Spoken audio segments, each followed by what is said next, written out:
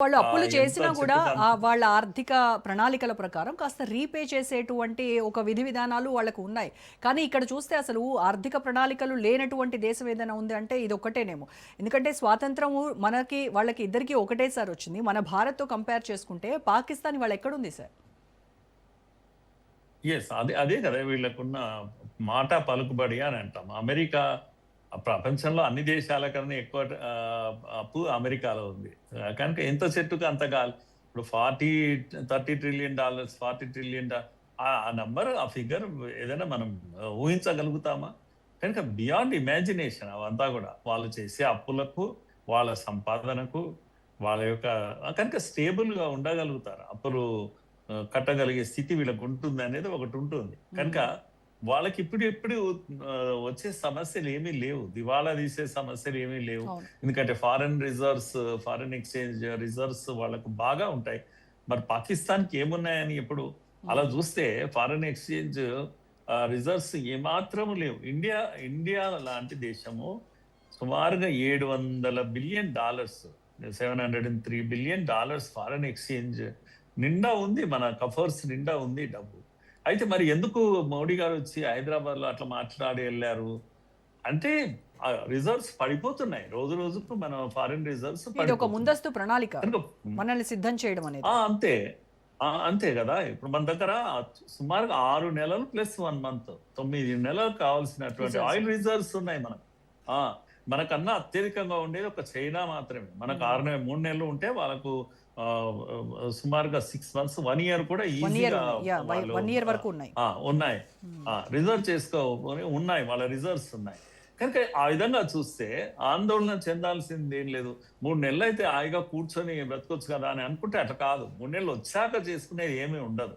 దానికన్నా ముందే మనం ఏం చేయాలి? మన ఖర్చు తగ్గించాలి.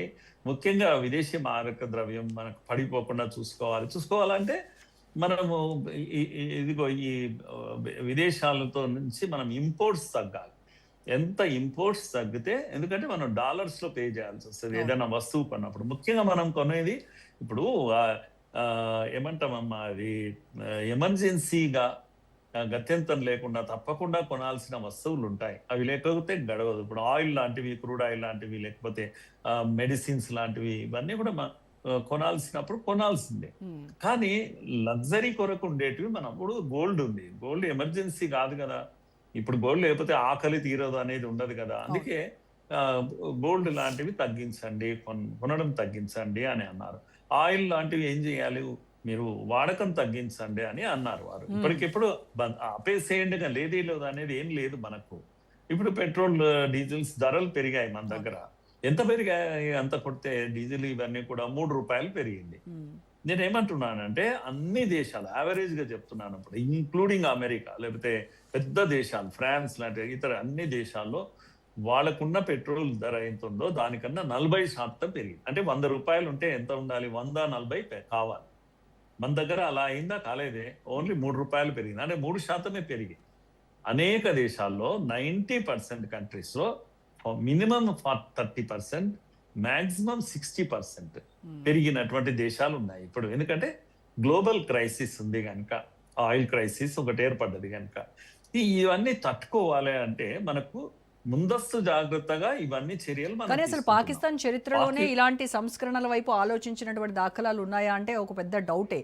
ఇప్పటికీ కూడా సార్ దేశం లే దివాళా తీసేటువంటి స్థితికి చేరుకున్న పాకిస్తాను ఇవాల్టికి కూడా తన డిఫెన్స్ బడ్జెట్‌ను మాత్రం ఏ మాత్రం కూడా తగ్గించుకోవట్లేదు. అసలు విద్య, వైద్యం ఈ మౌలిక రంగాలకు కేటాయించాల్సినటువంటి బడ్జెట్ అంతా తీసుకెళ్ళి ఆ సైన్యానికి ధారపోస్తా ఉంటే దేశం ఏం బాగుపడుతుంది? అసలు వాళ్ళ ఈ విధానం ఏదైతే ఉందో అదే పాకిస్తాన్ కొంప ముంచిందేమో అనిపిస్తుంది.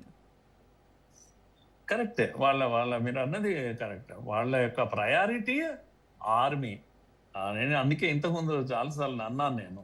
అన్ని దేశాలకు ఆర్మీ ఉంటుంది. హ్మ్. పాకిస్తాన్‌లో ఆర్మీకి ఒక దేశం దేశం ఉంది. ఉంది. కనుక ఇక్కడ రూల్ చేస్తున్నది ఎవరు అంటే ఆర్మీ అంతే. ఆర్మీ కోసమే ఆ దేశం ఉంది. సంపాదన ఏది చేసినా అదంతా కూడా ఆర్మీ తింటుంది. ఆర్మీ బతుకుతుంది. ఆర్మీ డబ్బు సంపాదిస్తుంది. ఆర్మీ మీరు సౌదీలో ఆర్మీ ఆఫీసర్స్ అందరూ సౌదీలో అక్కడ పెద్ద పెద్ద వీటిల్లో గల్ఫ్ కంట్రీస్ లో వెళ్ళి సెటిల్ అవుతారు వాళ్ళు. హ్మ్. అక్కడ చూస్తే వాళ్ళ ఆస్తులన్నీ అక్కడే కొంటుంటారు.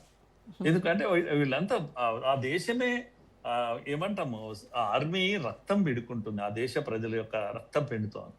కనుక వాళ్ళ యొక్క చదువులు కానీ, హెల్త్ కానీ, ఇవి కానీ 40% ప్రజలు వల్నరబుల్ గా ఉన్నారు. ఇప్పుడు రిపోర్ట్ చెప్తున్నది, మీరు చెప్పిన ఆ రిపోర్ట్ ఉంది కదా, ఆ రిపోర్ట్ హ్మ్. చెప్తున్నది 40% మంది ప్రజలు వాళ్ళు పూర్తి వల్నరబుల్ గా ఉన్నారు. అంటే చావు బతుకుల మధ్యన ఉన్నారు, బక్కచిక్కిపోయిండ్రు వాళ్ళు. హ్మ్. సో ఇలాంటి ఒక పరిస్థితి, డీజిల్ వాళ్ళ దగ్గర 55% పెరిగింది. మన దగ్గర 3% పెరిగితే ఇప్పుడు అంటే ఊహించలేనంత వాళ్ళు. అందుకే డీజిల్ పెట్రోల్ పోయడమే లేదు. చిన్న చిన్న వాటర్ బాటిల్స్ ఉంటాయి, 1/2 లీటర్వి అలాంటివి.